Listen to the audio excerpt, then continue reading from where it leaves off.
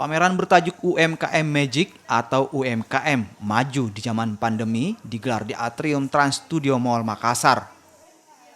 Pameran diikuti 52 usaha mikro kecil dan menengah dari Kota Makassar, Kabupaten Goa, dan Maros.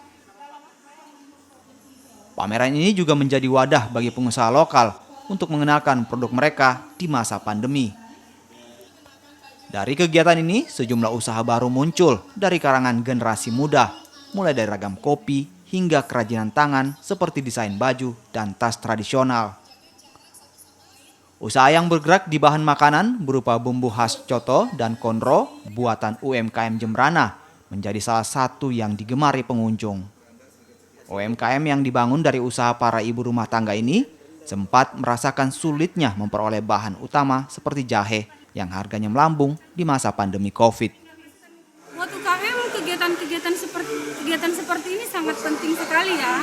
Karena pertama kami diperkenalkan pada dunia luar, bukan cuma lokal, maksudnya bukan cuma lokal di Makassar, tapi kita diikutkan ke pameran-pameran di luar. Pada saat pameran biasanya alhamdulillah kami mendapat omset banyak. Setelah pameran pun kami akan mendapat bayar-bayar yang baru lagi, orang-orang yang baru mengenal kami menghubungin kami.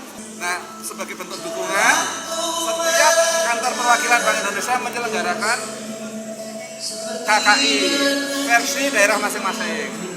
Nah, kami menggandeng Dekranasda, tadi ada dinas-dinas, tadi ada perindustrian, perdagangan, dan perbankan untuk bersama-sama membuat outlet karya kreatif Indonesia yang rasa Sulawesi Selatan. Pameran ini menjadi yang pertama digelar secara terbuka karena pemerintah sebelumnya melarang dibuat event yang berpotensi menimbulkan kerumunan.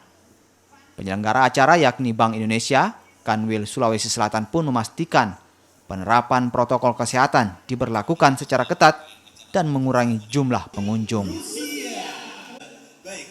Nila Rustam, Kompas TV.